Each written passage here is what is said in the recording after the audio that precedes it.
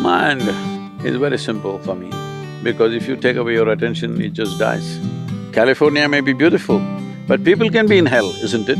Within themselves, in their experience, in their homes, in their situations, they can create hell for themselves. Everybody must do a little bit of engineering within themselves to see that being peaceful and joyful is not a challenge. Once this happens, your intelligence will function in a completely different way.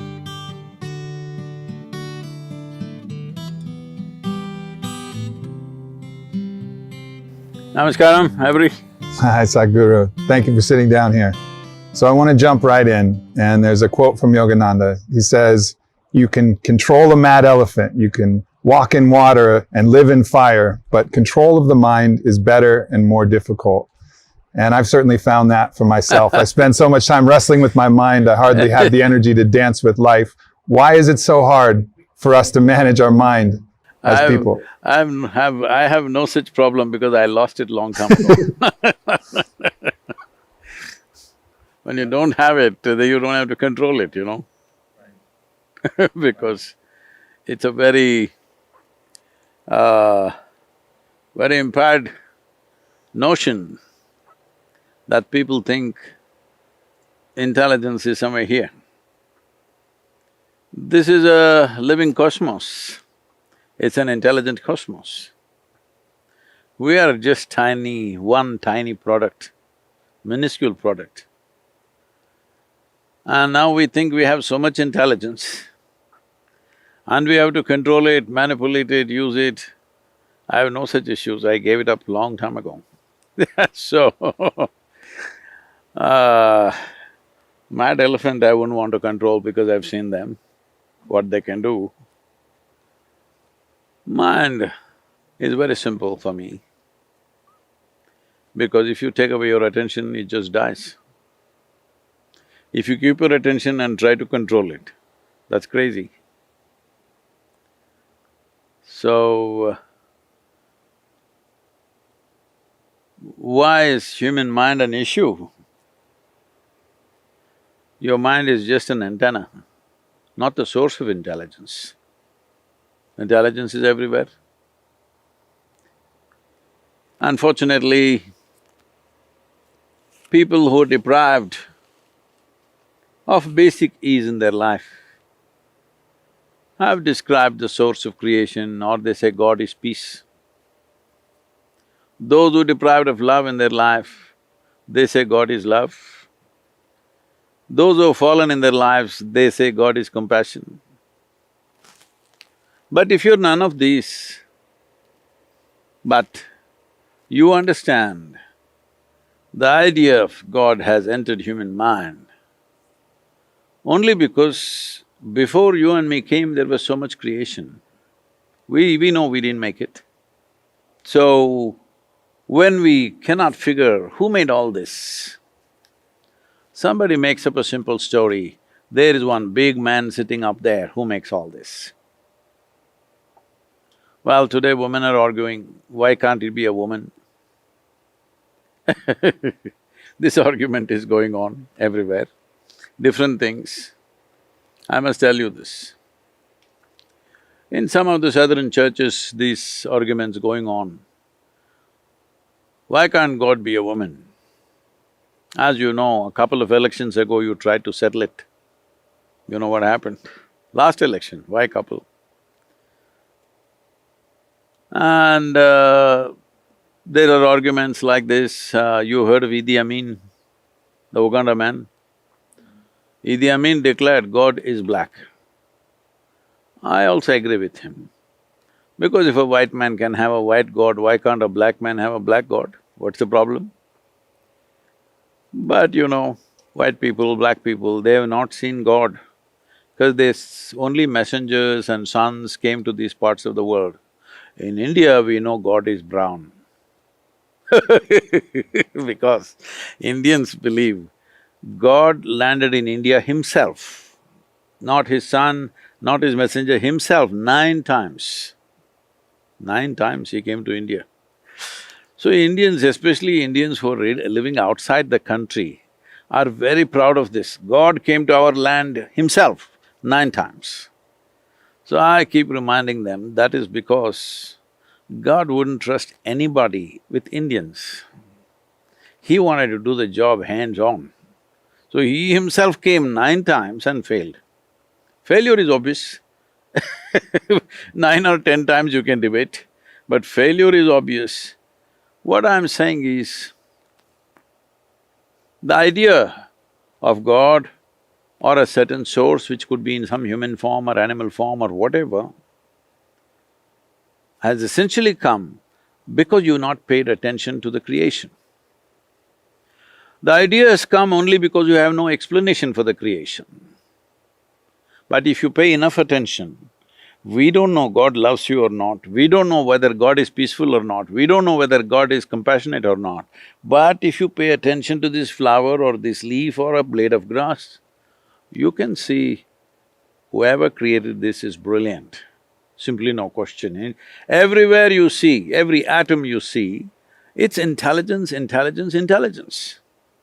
But nobody said God is intelligence. That's the biggest mistake we've made. We said all kinds of things, whatever we need. We say God is wealth if you are poor. If you are hungry, you say God is food. If you have backache, you'll say God is health. Everybody, whatever they're deprived of, they will make it into that. Leave all these things, just take one piece of creation, take an ant and pay attention to him. You will see it's a most brilliant creation. But we never said God is intelligence. So, this is a living intelligence, everything here, this very cosmos. In this, where do I think I'm intelligent? If you find access to the intelligence there is, you can function in a phenomenal way. But within this bone box, if you think everything that needs to be there is in this, then all you will do is suffer your intelligence. Now you think a mad elephant is easier to handle than your mind, so you must be madder than the mad elephant? I don't know who said that, but for me, my body, my mind is never a problem. It always cooperates, because that's what it's supposed to do. My body and my mind should take instructions from me, only then it's a useful instrument. If it starts doing its own things, then it's a nuisance. And this is what is happening to most people, that their mind is the biggest nuisance in the world. They would be better off without a brain. Yes. If you remove half the brain, everybody is going about struggling to be peaceful. You take away half their brain, they will sit here peacefully, very peacefully. So is that the goal I'm asking? There is a possibility, that is, if you do not harness that possibility, it becomes a major problem. And you don't know how to harness it because you do not know whether it's a horse or an elephant or a cow or a deer. When you do not know the nature of something, how do you deal with it? Suppose, right now here there's a cup sitting here. In my mind, I think this cup is 3 feet in diameter. Now I will try to lift it like this. How much ever I do, this cup will not come in my hands. Now I think this cup is a serious problem, because first of all, I have no perception what the cup is. Right now, that's all the human problem is. They have no understanding of what their mind is. They're trying to analyze the content. Content is what you picked up, isn't it? Content is what you picked up in terms of life's experiences. This content is of no use. You can distance yourself from it very effortlessly. The problem is the nature of the mind. How does it function? What is the basis of its existence? If you do not comprehend the nature of the mind, well, it feels like a mad elephant, why not? And you believe you can handle a mad elephant? Then you've not seen one, I've seen. One, oh, you don't want to be anywhere there. When an elephant goes mad, when it goes amok, oh, you don't want to be there anywhere in 1 kilometer. And most of us don't want to be anywhere near our own minds, because our minds do act like that. And I think one of the great lessons, I heard you talking about it yesterday, is the ability to observe the mind. As you said, if you don't understand the mind, how can you use it as the tool that it is? But the distance that's necessary to actually observe it. Is that what you credit, your ability to let go of the challenging aspects of the mind, the willingness to give some separation and observe your own mind? See, right now I see you are a well-exercised man, all right? You have strength in your arm. Is it a problem? No, Does it punch you once in a while? Hello? not usually. It does, but does it ever punch you, No. your right arm? It doesn't. So it's not a problem. So all this strength is not a problem because it doesn't punch you. Similarly, whatever is the nature of the mind, this is also one more dimension like your arm. Your arm is here to do this, that and that. Your mind is here to do that, that and that. But now it punches you. So there must be something wrong with the relationship, isn't it? Yes. That's what we need to look at. Nothing wrong with the mind. We are not holding it right. When I say holding it right, if I ask you a simple question, would you like your mind to be sharp or blunt? Sharp. Sharp. So now I will give you a very sharp knife, very sharp one. I must tell you this. We were trekking in Tibet. So I'm staying in a tent and I'm doing some work, I'm writing something. Somebody else there is cutting an apple with one of those, those new porcelain knives. So another person who is there in the tent says, "Be careful, it's a very sharp knife." This irritates me because I call something a knife only if it's sharp. If it's a child, if you're 5, 7, 8-year-old child, yes. This is a grown-up man. You don't tell him it's a sharp knife. Then I just look at it and then I continue my work. Again another 2 minutes, again they say, "Be careful, it's a very sharp knife." I said, "Come on, leave him alone." He's a grown-up man, he doesn't know knife is sharp. What is the problem? Is it such a complicated instrument he cannot handle it? He said, "No, Sadhguru, it's a very sharp knife." I said, "God damn it, I call something a knife only if it's sharp. If it's not sharp, throw the damn thing, it's not a knife." And then I continue to work and this person whispers to that person, "Be careful, it's very sharp."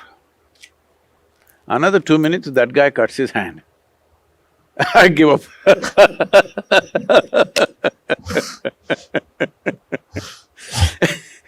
So I'm saying, you want your mind to be sharp. So if I give you a sharp instrument, you must know how to hold it, isn't it? Gotta know where the handle is. If you do not know which is the handle, which is the blade, if you hold the blade tight, of course it'll hurt. This is the only problem with the mind. You're holding it from the wrong end. So for those of us, I've studied the mind, I've gone through many practices, I've tried to figure out where the handle is. And usually, a lot of times I can hold the handle, but sometimes I find myself and there's blood on my hand because I'm holding the blade before I even realize that I grabbed the blade. I wake up in the morning and I feel anxiety in my chest because I feel like I must do something more and there's something more I need to do. And I'm just burning with this anxiety. And I know that's just my mind. It doesn't help me, but still I can't find the handle again.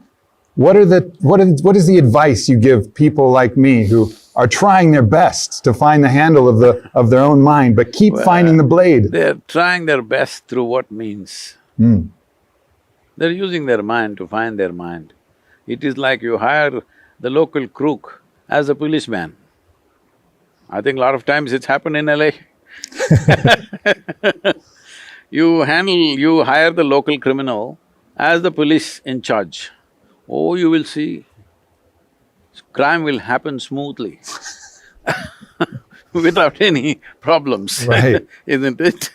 Right. So that's all that's happening for most people. Crime is happening smoothly to a point where doctors are telling them anxiety is normal. It happens to everybody. I'm also anxious, I'm also popping pills, you also pop pills. Otherwise, they will make, hallucinogenic drugs legal because it helps. See, if you fall asleep, it helps, isn't it? If you get intoxicated, it helps. I'm saying the further advancement of that is, if you fall dead, it helps. That's why they say rest in peace, because they know that guy never rested all his life. So where is the handle? See, we are looking at this with a certain limitation. Right now, there is something called an intellect.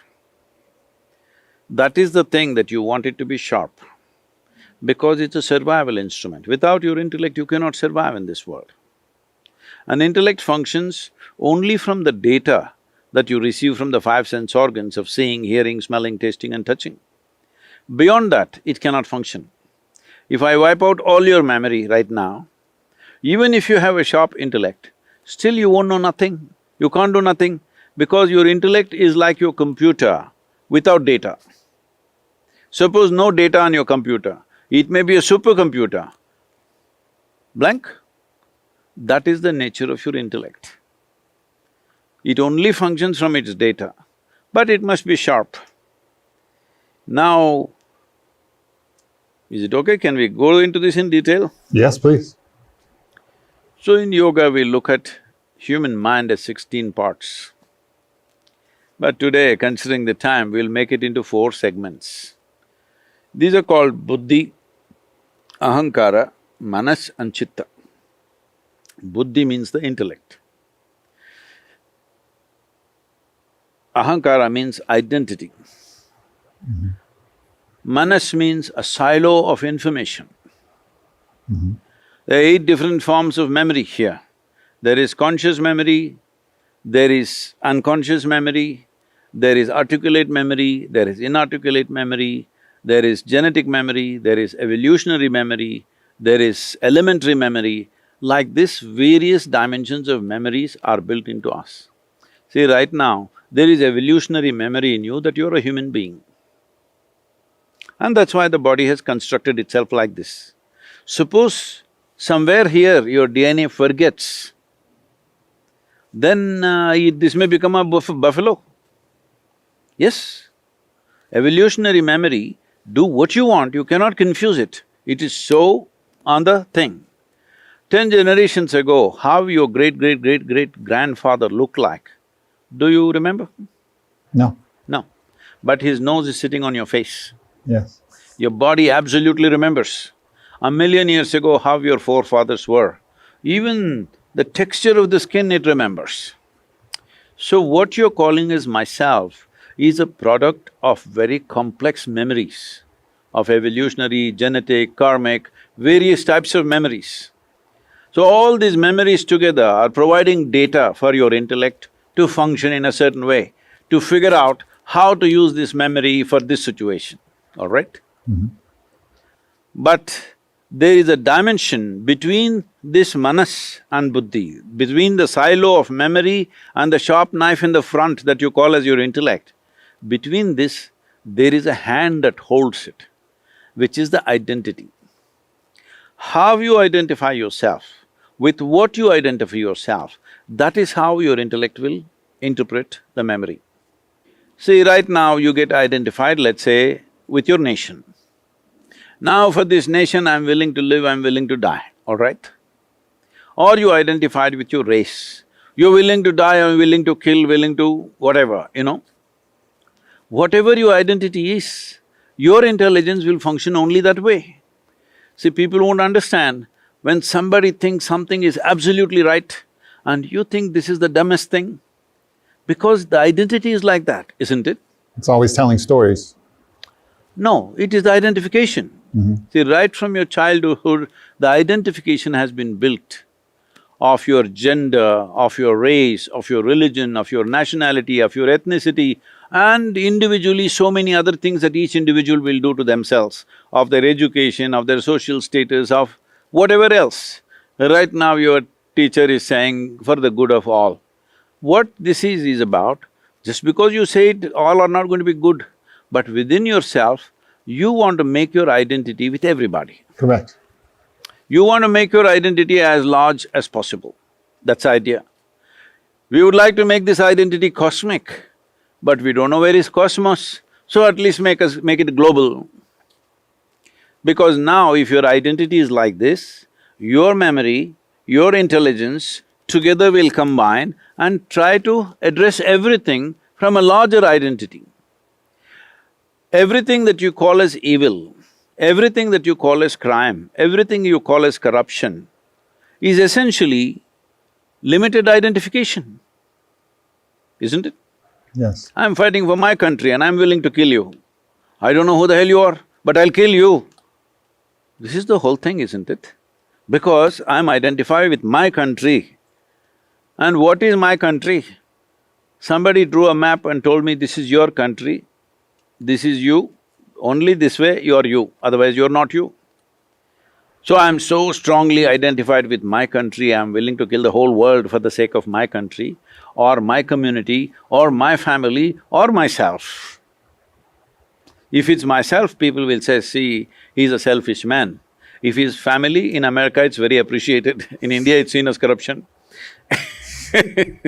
I will fight for my family, in America it's a good quality. I'll fight for my community, is a good thing for somewhere else. I'll fight for my nation is largely good almost everywhere in the world.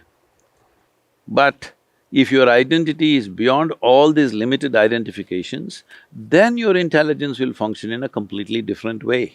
So this hand which holds the knife and which is rooted in the memory, this is not taken care of in modern societies. We are all standing up and singing national anthems. Well, I started writing a global anthem almost 10 years ago. I announced this in the economic forum and I said we should do a global anthem. Why are children not learning a global anthem? Okay, they can sing their national anthem, but they must… every child in the school all over the world must sing a global anthem, identifying with the planet, identifying with humanity and every other life on this planet. Because only then their intelligence will work for everybody's good.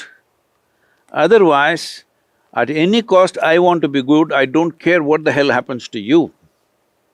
I will not, because my identity is like this. Don't think they're good people, bad people. They're just identified with that.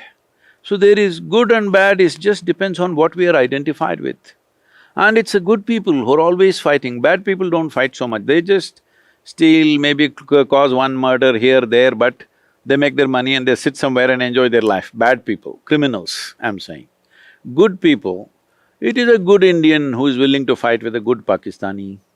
It's a good Christian fighting with a good Muslim. It's a good American fighting with almost anybody.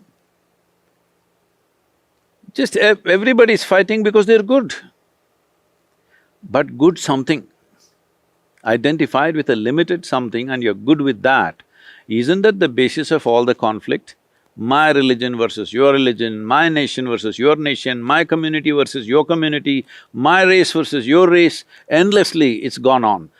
The whole problem of everything is limited identity. I'm telling you, extreme versions of this is Adolf Hitler, all right? Extreme versions is Adolf Hitler. But just look around and see, there are a whole lot of them around you, but only thing is they're not as powerful as him, fortunately.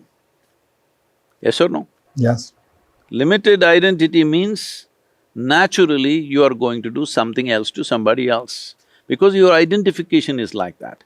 So in India, as part of the yogic culture, this was the thing in the past, not anymore.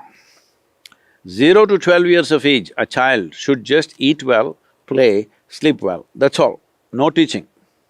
At 12, education begins.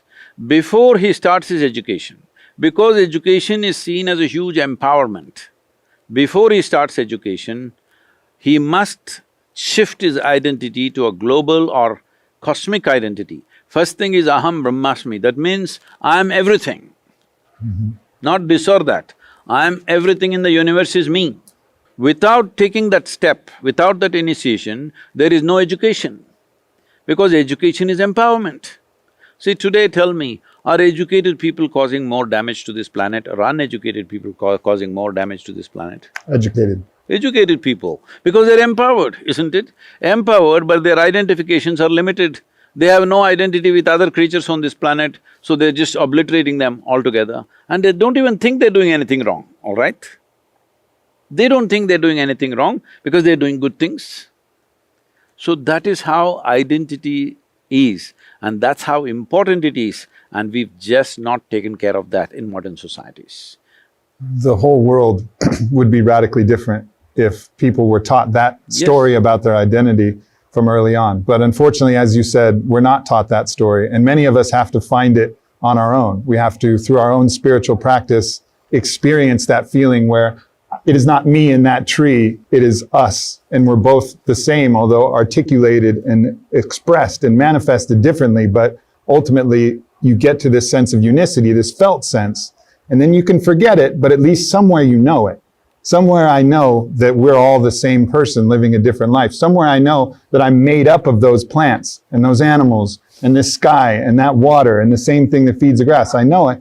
Sometimes I forget, but at least I know it.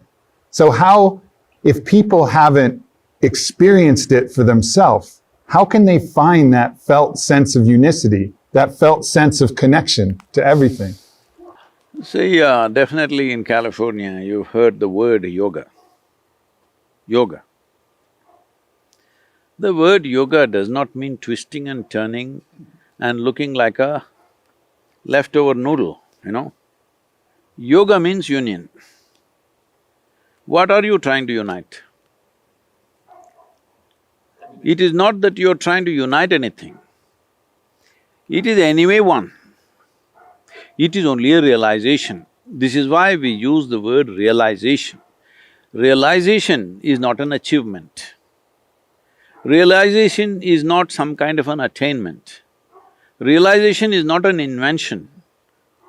Realization is just that something that was always here, you missed it all the time, suddenly you saw it one day. It's like one day you saw you have two hands. How fun is that? And suddenly you have two hands. You realize, but you never saw all your life that you had two hands. So realization is not about going somewhere, it's about seeing what is there. Why is it that we are not seeing? Essentially, simply because people do not know the distinction between what is their psychological drama and what is the existential reality. See, your psychological reality is something that you're cooking up all the time. Existentially, what is there is there.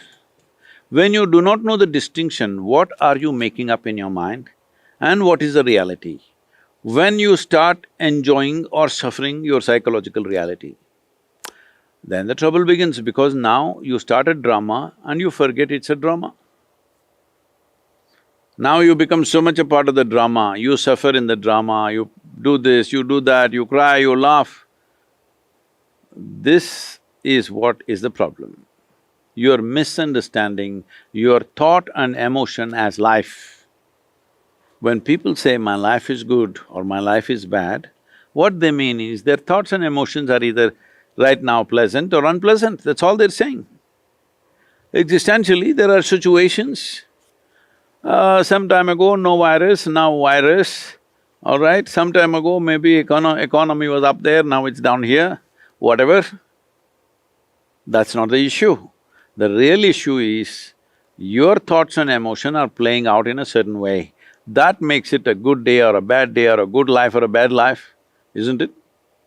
Essentially, people are misunderstanding their own thoughts and emotions as life and reacting to that. Now there is no time for union because you have become a separate cubicle of your own. You're a small bubble who always feel threatened and oppressed by such a large existence, because you just sit here and really think about this. And this tiny mud ball of a planet, you're sitting here, huh? You're a strong man, but if you look at it, in this cosmos, you are a microbe, not even a microbe. Perspective. So, if you look like this intellectually, you'll get terrified. Such a small creature in such a vast existence, where is my beginning, where is my end, what will happen to me? These are the fears. When these concerns And these struggles and this misunderstanding of what is real and what is not real has happened, this confusion has happened, union or yoga cannot happen. Well, anyway, the yoga that's happening in Los Angeles scares me because see, the yogic system is a certain science. It is not an art form that you can twist it, turn it, you can make it modern art, you can make it ancient art, it's not that kind. It is a science. It needs to be done in a certain way so that… See, it's like this. We can actually do a test and see if you want. If not Sure. now on the screen, you can do it at home and see. If you just hold your hands like this, facing down upon your thigh, you will see your breath will be one way. Keep your all the fingers together. If you just turn it over, your breath will be different way. That is how subtle this machine is. This way, this way. The very way it functions, the energies function is different. When it is so subtle, if you observe yourself in 24 hours' time, how much of this everybody is doing without knowing why they're doing what they're doing. They do all this and now they're expecting to be peaceful. Life doesn't work like that. If you do not understand how this functions and randomly you function, then you're always looking for a good deal in your life. Good deal in terms of relationships, good deal in terms of finances, good deal in terms of social relationships, good deal in terms of world around us. You can have as many good deals as you want. But if this is like this, you can go sit in heaven and still suffer, all right? I've been there. I've been in the most beautiful place, but I brought me to that beautiful place, and the me that I brought to that beautiful place was in turmoil. And so the beautiful place didn't exist because I wasn't able to see it, I wasn't able to be there. Maybe intellectually I knew that I was in a beautiful place, but I wasn't there in that place. And that's the challenge of being a human in this existence that hasn't been taught from an early age where the handle is, how to observe the self, how to understand the mind, how to use the intellect to our advantage, how to identify in a broader landscape than just the small self that we're taught to identify with. But I understand and I have, certain compassion for people like myself who find themselves in that situation, absolutely. But what I want to ask from there is the sense of preference, the thing that this feels good, this weather feels good, this type of relationship feels good, making money feels better than poverty. You have a desire, something that you're craving, and then you'll have a fear, something that you're avoiding. And that seems to be a prison, the prison of preference. How do you, even if you're identifying broader than yourself, you still feel the things, it still feels hot or cold, you still feel love or not, you still have money or don't have money. How, when you're caught in that preference, the strong preference, how do you free yourself from the fear and the craving? That's why yesterday I was telling you, say, I'm always stoned. You must be always stoned, not with the stuff that's available in the marketplace. Well, this is the biggest chemical factory. If you take charge of this, you will create the right kind of chemistry. If you had a choice how to be, either blissful or miserable, what's your choice for yourself? Blissful. Blissful. What you want for your neighbor may be debatable sometimes, all right? What you want for yourself is very clear. You want to be blissful. Why such a simple thing is happening, not happening? Well, I'm saying a simple thing because all human experience is generated from within. It doesn't come from outside, we know this, right?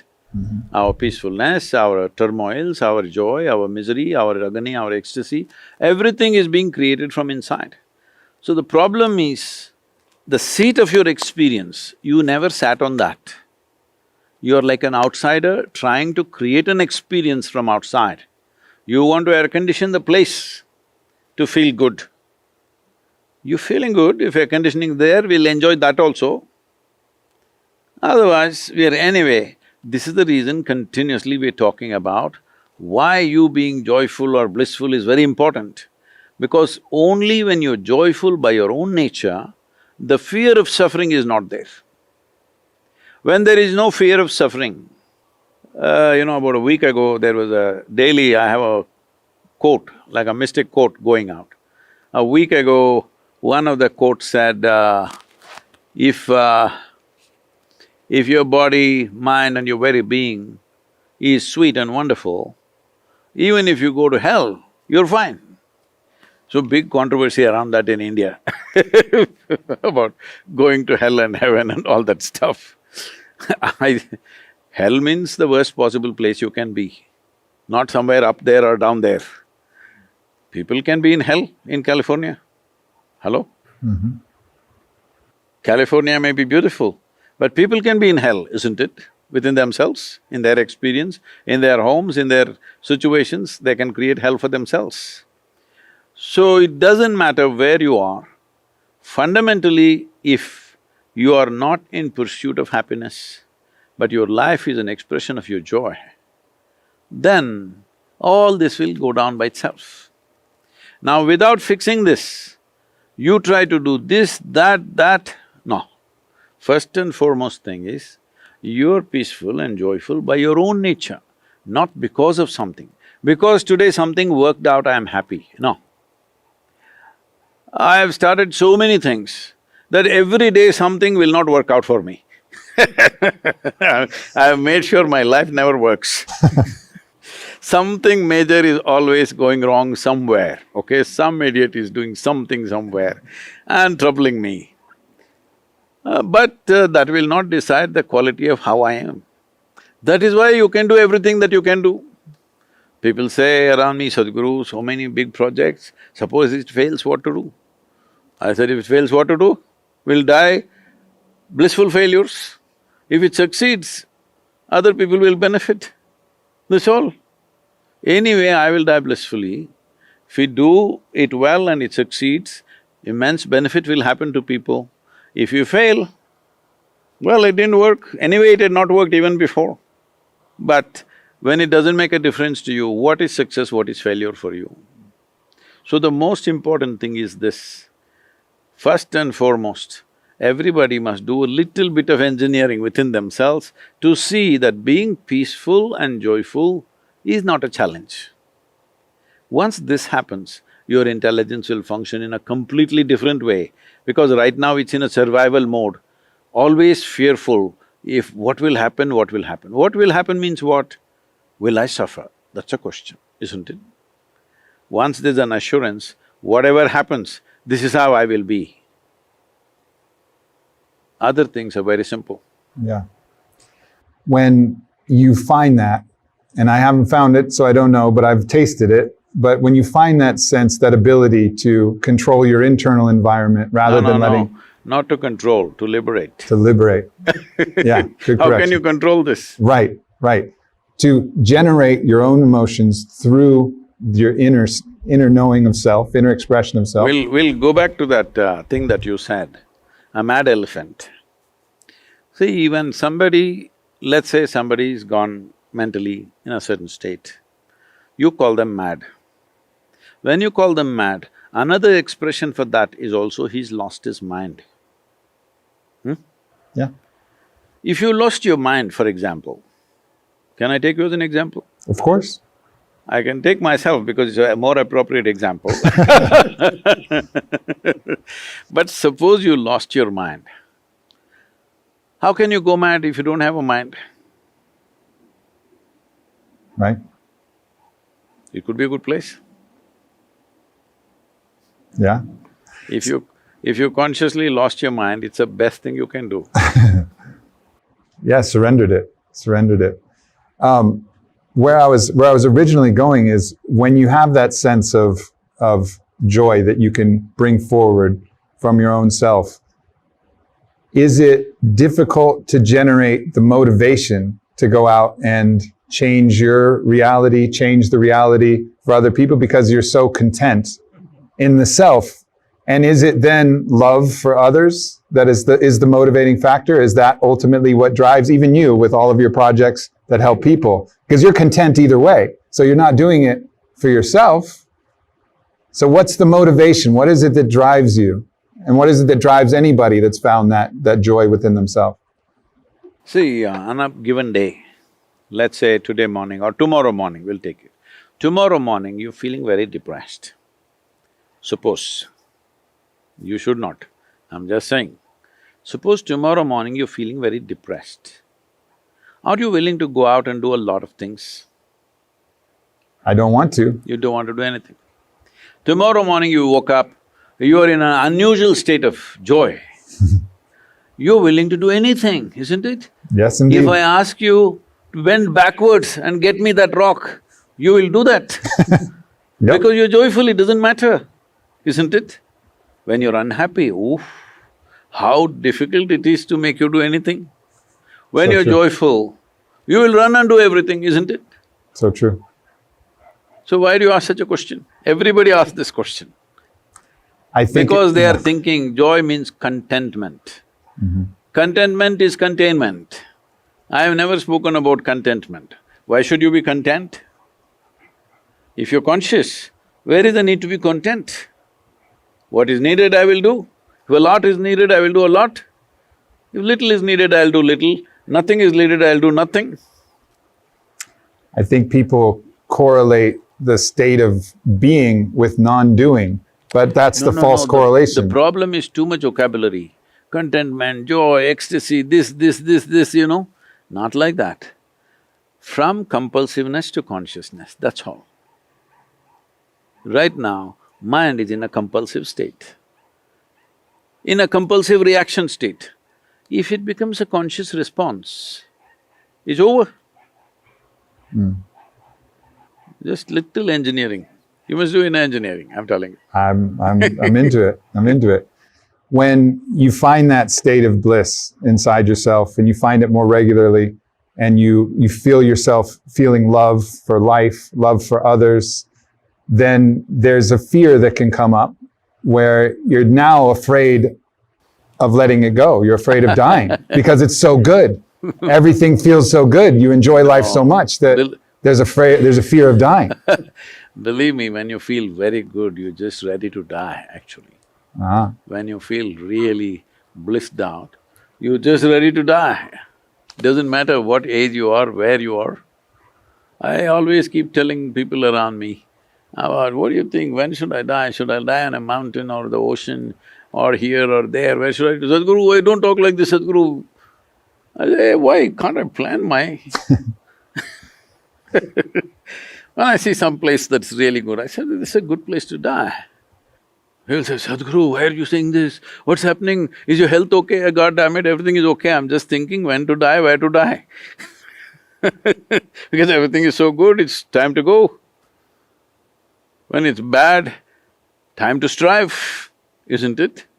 When everything is wonderful, it's like when the fruit is ripe, it'll fall. You don't have to think. You don't have to think, I'm so sweet, why should I fall down? It will fall by itself, that's how it is. Yeah, that's very true. The Lakota have a saying, today is a good day to die. And that was, to me, a great reminder of living in such a way that life is so full for you that any time is a good day. I won't go by that saying they are telling their warriors. Because if the guy looks at his wife's face, looks at his child's face before going to war, and he wants to come back after the battle, that guy is not going to be in the front line, he will be behind. So today is a good day to die, that guy will be in the front line. Don't say that to yourself.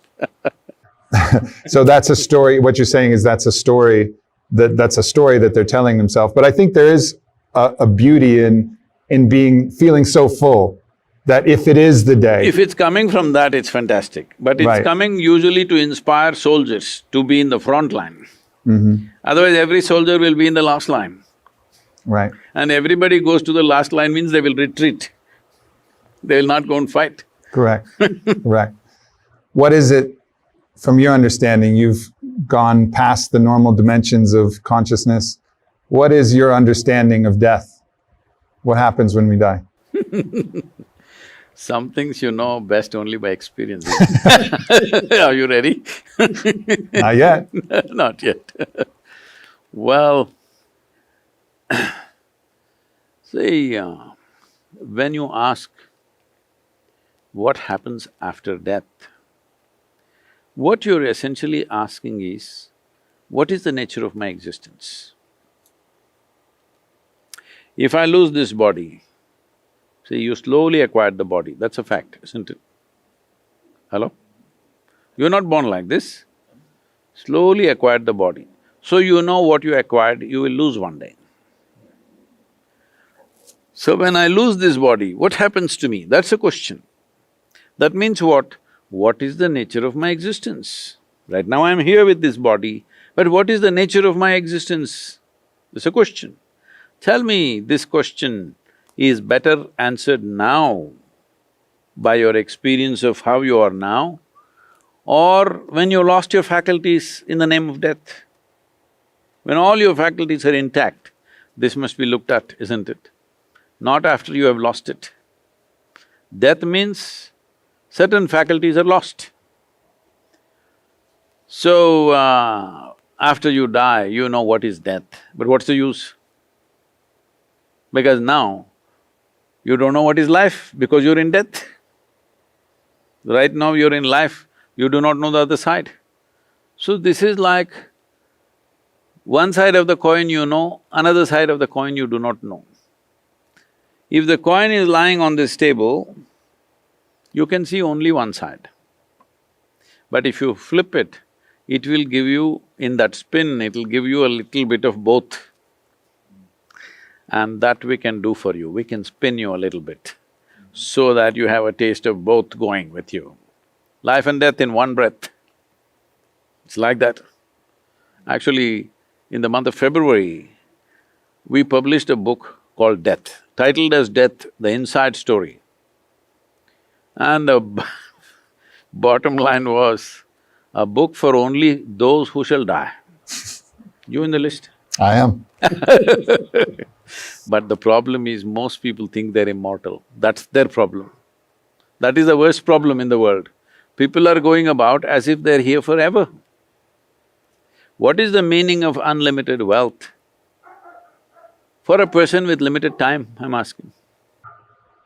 Well, they get to think of themselves as better than other people. Suppose all the other people disappear, what do you do? So the only joy is that others are doing worse than you. Yes, I think that is a perversion, that's not a joy. true. See, right now, I had a good meal. You've been hungry for 5 days and I feel really good. Compared to this guy, I'm really nice. This is sickness, this is not happiness, Agreed. isn't it? Yeah. So, that kind of things have been trained right from very early age, that you enjoy what other people do not have. For this you will pay a very, very big price. You will pay a big price. Most people who are in that condition, they do not know one moment of joy in their life, one moment of ease in their life, not even joy. They're only thinking hee, hoo, they laugh looking at other things. When they see that they have succeeded, they have accumulated something, they will laugh. Some pleasure is there, no joy. They don't know what is joy.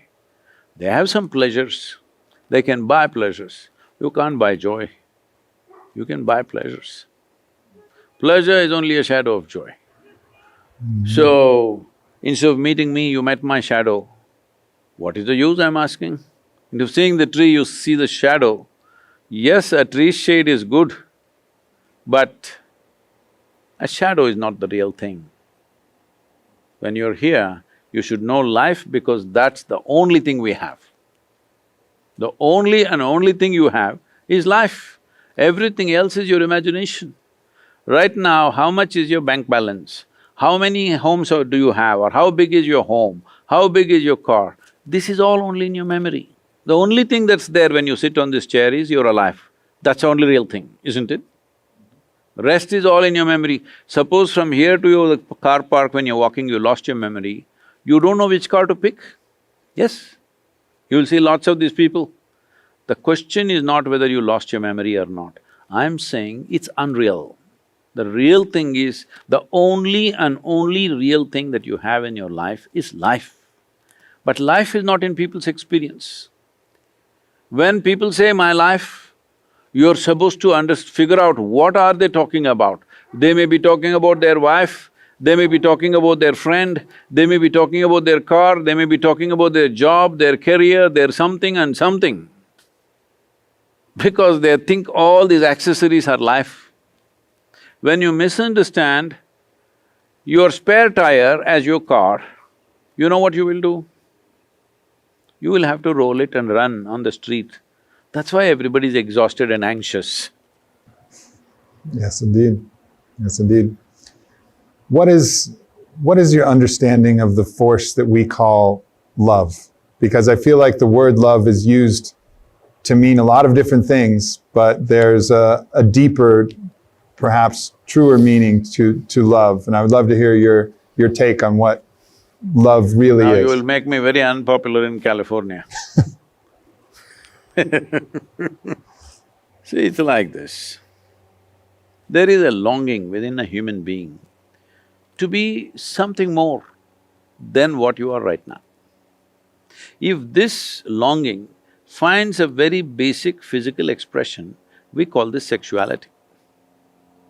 Sexuality is just that, at least for one moment, what you are not becomes a part of you. Somebody who was not you becomes a part of you for some time. Well, after that you know, you're you, they're they. So this is one level of longing which is fundamentally infused into our body because it has other functions of reproduction and perpetuating the race and all this stuff. We are all here because somebody had it, otherwise we wouldn't exist. So, when you try to do yoga, physically, sexuality will happen.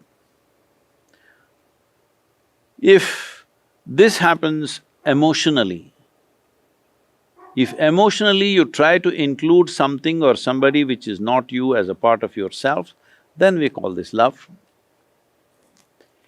If this happens mentally, we call this conquest, success, ambition, or simply shopping. Why are people shopping? Do you think they need it? No, they want to make themselves little more than who they are. Even if you give them empty shopping bags, they will carry it because they want to feel like something more has come to their life today. Otherwise they'll feel lost. Food, same thing. You want to be something more. Eating for nourishment is one thing, but adding more food because you want to feel like more. So this longing to be more is fundamental to every human being, it is there. Physical expression will become sexuality, emotional expression will become love, mental expression will lead to all kinds of expressions in terms of conquests of various kinds. When you give it a conscious expression, it becomes yoga, union. The difference between yoga and sexuality and shopping and conquest and love is, it's a successful process. All others give you a taste of something. All others are like, let's say you were living inside the wall, let's say you were in a prison, but they gave you a trampoline. So you jumped and jumped and jumped, you got to look beyond the wall few times, maybe every day. But you come back again and hit the trampoline and again go up. Yoga is not as exciting as a trampoline, it's like building a ladder. Slowly you build a ladder. Once you build a ladder, you're going to go across the wall. Maybe not as much fun as jumping on a trampoline, but trampoline gets you back all the time. Ladder is not like that, nothing romantic about it, but if you build it strong and climb across, you'll be the other side. When you talk about the union that you're looking to build, is the union, the yoga, is it union with your universal self? Is it union with God? Is it union with everything? What is the union that is the purpose? So you use three words, for all of which there is too many assumptions. Your universal nature, your God, and your what? Universal self, your divine nature, everything. Everything. Okay, everything is another word. Divine nature, universal self, God, everything. Do you know the meaning of any one of these words, or does anybody know the meaning of any one of these words? Does anybody know the meaning of what is everything? We just try. No. Is it possible? No. Then why? Why are you using such an absurd word that nobody knows what it is, we just made it up? Everything, where is everything? Nobody knows what is everything, isn't it? Nobody knows what is the universe and the self. Well, nobody knows what is God also, but everybody talks about it. So I'm saying from generation to generation, we've been insincere. This is the first and most fundamental thing that every human being has to do is, what I know, I know. What I do not know, I do not know. Cutting out all this vocabulary from our mind, everything that we do not know. We know there is a tree. Is tree God's creation or not? You don't know. You know it comes from the earth. Did you make the earth? No. Who made the earth? She made it, he made it, you made it? No. Who made it? No. You don't know. If you come to this one thing that I do not know, genuinely, experientially, not intellectually, if you realize I do not know, realization is just one moment. I do not know is the most tremendous thing in your life, because when you see I do not know, the longing to know, the seeking to know and the possibility of knowing becomes real. Otherwise, I know is a wall that you cannot cross. So the entire yogic system always identifies not with our knowledge, but with our ignorance. Because our knowledge we understand, how much ever we know, it is a tiny minuscule.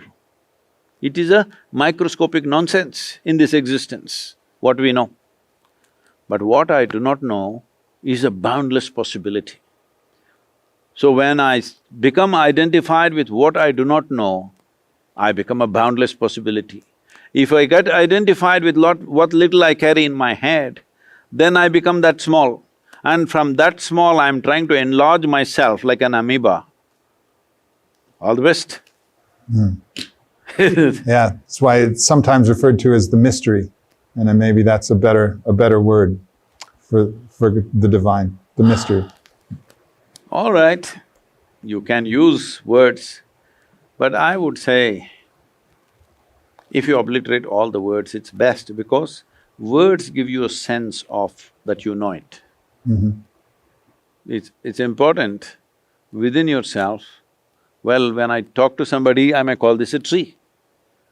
But if I simply sit here in the garden, I won't call it a tree. I will simply give my attention and my consciousness to it, so I experience it the way it is. The tree does not think it's a tree. It's a life like you. It does its own things. There is no experience of that. See, this happened to me, I must tell you this. I was studying English language in college. My English teacher came, a lady. Till then we were learning all English poems, English poets and literature. First time we are being introduced to an American poet, and that is I'm sorry, Robert Frost, here somewhere close by. So she introduced Robert Frost as a very wonderful poet, this, and then she started reading the poem. Woods are lovely, deep and dark. I said, stop. She said, why? I said, a man who calls a tree a wood, I'm not going to listen to that guy. She said, no, Robert Frost is a fantastic poet, this. I said, I don't care who he is, but a man who calls a tree a wood, I am not going to listen to that guy. I didn't let her teach. After 27, 28 years, I was doing a program in Mysore city and she came to my program. Then she came and hugged me and said, now I understand why you would not let me teach Robert Frost. But it's become common for people to call a tree a wood. This is like if a tiger looks at you and says, breakfast is sitting on the chair. Hello? That's how he would think, isn't it? If I am a tiger, No, no, no, I'm sorry, I'm doing these two things together, tiger and woods together, this is a wrong thing. I am a lion. If I am a lion, I would look at you and think, good breakfast. I'm saying it's all right for him, he is at that level of existence. But it's not all right for you to look at a living tree and think it's wood, isn't it? Yeah. It's reducing it to a function rather than Yes. the essence of what it really is. You're not recognizing it as a life. Yeah. Yeah. Well, I appreciate you sitting down to share this wisdom with all of us. It's a lot to comprehend, and just so much gratitude for everything that you've accumulated in your life that you've been able to share with so many people. So thank you.